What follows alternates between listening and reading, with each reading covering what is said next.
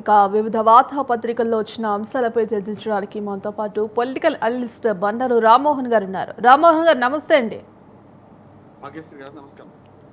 రామ్మోహన్ గారు, ఇక ముఖ్యంగా తులం బంగారం ఇవ్వట్లేదు, మేము చెప్పిన కళ్యాణ మస్తు పథకం ఏమీ అమలు కావట్లేదు అంటూ కూడా నిన్న శాసన మండలిలో పొన్నం ప్రభాకర్ చేస్తున్నటువంటి వ్యాఖ్యలు తీవ్ర దుమారం రేపుతున్నాయి.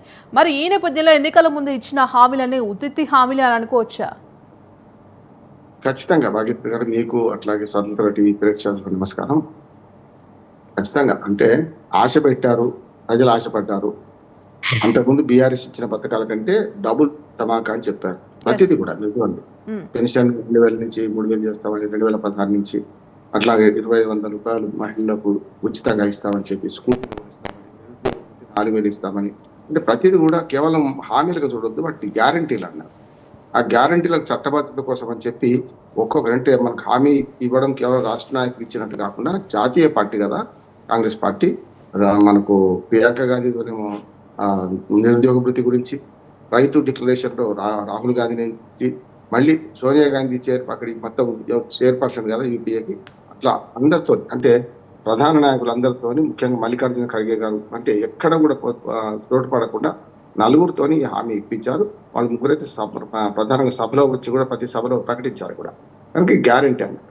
ఇందులో మీరు అన్న ప్రజలు పెద్ద ఎత్తున ఆశపడ్డారు. ఎందుకంటే నేను అప్పుడే చెప్పాను, 60 హామీలు ఇస్తున్నారు వీళ్ళు, 72,000 కోట్ల రూపాయలేమో ఇప్పటిదాకా అమలవుతున్న పథకాలు ఖర్చు అవుతుంటే వీళ్ళు ఇచ్చే హామీలు పూర్తి కావాలంటే 1,40,000 కోట్ల రూపాయలు కావాలి సంవత్సరానికి అని చెప్పి. బడ్జెటే అసలు పన్నుల బడ్జెటే అంత లేదు. కనుక బడ్జెట్ మొత్తం దానికి ఎట్లా పెడతారన్నా, కనుక చావు కబురు చల్లగా చెప్పిండు ఇది మన పొన్నం ప్రభాకర్ గారు. మాకు అమలు కావడం వీలు అమలు చేయలేమని చెప్పి. ఇంకొకటి కూడా హామీ ఇచ్చేటప్పుడు కొన్ని రేట్లు పెరిగేది ఇవ్వద్దు. ఉదాహరణకు 2,000 నుంచి 3,000 పెన్షన్ చేస్తాను, నష్టం లేకుండే.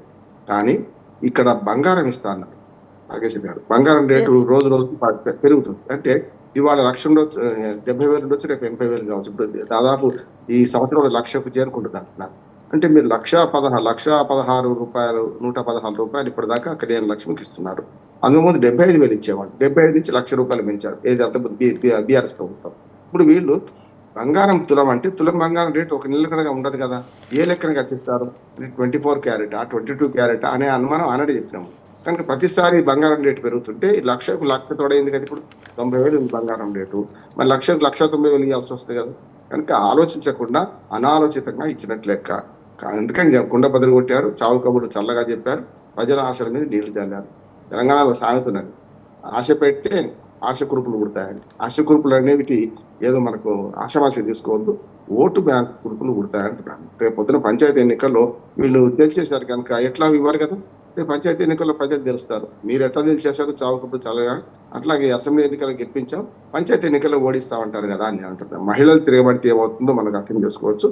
ముఖ్యంగా అవసరం లేని హామీలు, అడగని హామీలు ఇచ్చేమో బస్సు ప్రయాణం మీద సంవత్సరానికి 5,000 కోట్లు కడుతున్నాం అంటున్నారు. మరి దీనిలో వాడు ఇచ్చిన హామీ నెరవేరాలంటే అవసరం లేని హామీలు ఎందుకు ఇచ్చారనే సమస్య వస్తుంది. కనుక ఖచ్చితంగా ఫెయిల్యూర్ అయ్యేది. ఇప్పుడు ముఖ్యమంత్రి పట్టించాలంటున్నాను. అట్లాగే రాహుల్ గాంధీని స్పందించాలంటున్నాను. పొన్నం ప్రభాకర్ గారు చావు కబురు చల్లగా చెప్పి విరమించుకుంటే లాభం లేదు. దీని మీద గ్యారంటీ అనే పేరు ఇచ్చారు కనుక, గ్యారంటీలో ఇది కూడా ఉంది కనుక తప్పక ఎవరు స్పందించాలంటే రాహుల్ గాంధీ, సోనియా గాంధీ, ప్రియాంక గాంధీ, ముఖ్యమంత్రి, అట్లాగే మన మల్లికార్జున ఖర్గే, వీళ్ళు స్పందిస్తే సరైందని. అయితే రామ్మోహన్ గారు, ఇక ముఖ్యంగా చూసుకుంటే ఎన్నికల ముందు ప్రజలు మాకు ఈ హామీ కావాలి, ఈ హామీ ఇస్తేనే మేము ఓట్లు వేస్తామని ప్రజలు ఎప్పుడూ అడగలేదు. మరి ఈ నేపథ్యంలో ఎంతవరకు అంటే ప్రజలను మభ్యపెట్టి ఓట్లు వేయించుకొని గెలిచాక గద్దెనెక్కడం ఎంతవరకు కరెక్ట్ అంటారు? అంటే తులం బంగారం ఇవ్వని ఏ ఒక్క ఓటర్ అయితే అడగలేదు కదా. ఖచ్చితంగా మీరు అన్న మంచి ప్రశ్న. ఇప్పుడు ఏ హామీలు అడగడం లేదు, ప్రజలు ఉచిత హామీలు అడగడం లేదు. మాకు కావాల్సిన మౌలిక వసతులు, విద్య, వైద్యము, ఆరోగ్యము, రోడ్లు, మౌలిక వసతులు ఇవి అడుగుతున్నారు. స్పష్టంగా మా ఊరికి రోడ్డు కావాలని అడుగుతారు. మెల్లమెల్లగా ప్రజలను స్వార్థపరులను తయారు చేసింది ఇది.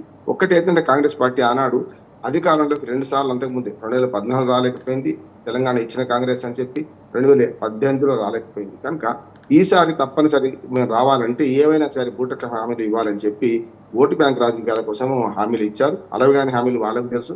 అప్పటికి కూడా అధికారంలోకి వస్తామని వాళ్ళు కూడా కలగనలే.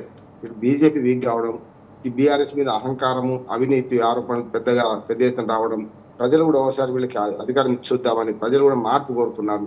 ఇవన్నీ కలిసి వచ్చిన అదృష్టం లాగా వీళ్ళకి వచ్చినాయి. అందుకని ఇప్పుడు నది దాటేదాకా ఓడం వలన, నది దాటిన తర్వాత పోవడం వలన అనే పరిస్థితి వచ్చింది. ప్రజలతోని ఆ అత్యాశ పెట్టి ఓట్లు వేయించుకున్నారు. ఒక్కటే కాదు, మిగతా చాలా అంశాలు పనిచేసినాయి. కానీ ఉచిత హామీలు కూడా కొంతవరకు 20-30% పనిచేసినాయి. కనుక ఈ హామీలు ఇచ్చి మరి వాళ్ళు మోసం చేసినట్టు లెక్క. కనుక ఇప్పుడు స్పష్టంగా ఎవరైనా పౌరుడు ముందుకొచ్చి ఈ గ్యారంటీల మీద రేపు కోర్టుకు వెళ్ళినా వెళ్ళొచ్చు. ఏదైనా సరే నైతిక బాధ్యతతో పాటు సామాజిక బాధ్యత వాళ్ళ మీద ఉన్నది. ఇవి ఎందుకు ఆనాడు హామీ ఇచ్చాం, వాళ్ళు ఎందుకు తీర్చలేకపోతున్నామంటే వాళ్ళు చెప్పే కారణాలు కూడా సరైనవి కావు. అప్పుల తెలంగాణగా మార్చారని అంటున్నారు కదా. మరి ఆనాడే అన్నారు కదా 7.5 లక్షల కోట్ల అప్పులు ఉన్నాయని. ఆనాడు ఎలుగెత్తి చాటిండ్రు, ఎక్కడికక్కడ బహిరంగ సభలో చెప్పారు కదా. కొత్తగా వచ్చిన అప్పులు కావు కదా ఇవి.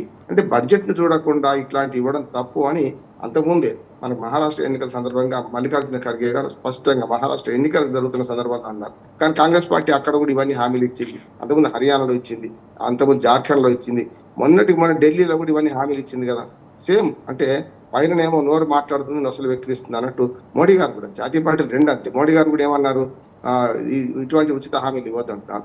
కానీ వాళ్ళ పార్టీ శాఖలు మాత్రం ఎక్కడికక్కడ ప్రతి ఎన్నిక జరుగుతున్న సందర్భంలో ఆఖరి ఢిల్లీలోనే దేవుడికి వ్యతిరేకమన్న మోడీ గారు కూడా ఓటు బ్యాంక్ రాజకీయాల కోసం వారు కూడా హామీలు ఇచ్చారు కదా. అందుకని నేను ఏమంటున్నానంటే ఈ హామీలు ఇచ్చే ముందు బడ్జెట్ పరిశీలించుకొని అసాధ్యమా అని ఇస్తే బాగుంటుంది.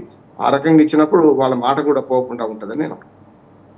అయితే రామ్మోహన్ గారు, ఇక ఈ ఒక రకంగా చూసుకుంటే ప్రభుత్వం ఇండైరెక్ట్గా ఒప్పుకుంటున్నట్లయినా, అంటే మా దగ్గర ఖజానా లేదు కాబట్టి ఉన్న పథకాలకే బిల్లులు చెల్లిస్తున్నాం అని చెప్పేసి చెప్తుంది. మరి ఇది ఒక రకంగా మా వద్ద ఖజానా లేదు, ఈ పథకాలే మేము అమలు చేస్తామని చెప్తుంది. అంటే ఇండైరెక్ట్గా అంగీకరిస్తుందని అంటారా?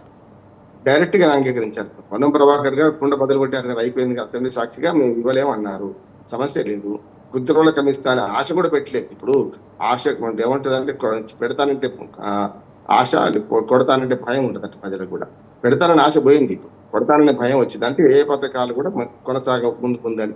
రైతు భరోసా తీసుకోండి, రైతు భరోసా కూడా అంతే కదా. ఒక విడత కొట్టారు, రెండో విడత 6,000 అన్నారు, అది 15,000 7,500 చెప్పొద్దు. అంటే మెల్లమెల్లగా ఈ పథకాలన్నీ మూసేస్తామని మనకు అర్థమవుతుంది. రేపు పొద్దున ఇంకో 3.5 ఏళ్ళు ఉంది ప్రభుత్వం, చూసుకుందాం, పొద్దున్న పొలం చూసుకుందాం అనుకుంటున్నారు. మళ్ళీ చివరిలో ఇదే ఆశలు పెడతారు. ప్రజలు శలభాలాగా వీళ్ళ ఆశలకు మాడి మసైపోతున్నారు. దీపం చుట్టూ వరంగా చెప్పాలంటే శలభాలాగా తిరిగే పరిస్థితి అవుతుంది. ఇప్పుడు అర్థం చేసుకుంటారు, అంటే ఇటువంటి హామీలు అమలు కావు రేపు అని ప్రజలు కూడా అర్థం చేసుకోవాల్సిన అవసరం ఉందని నేను అనుకుంటున్నాను.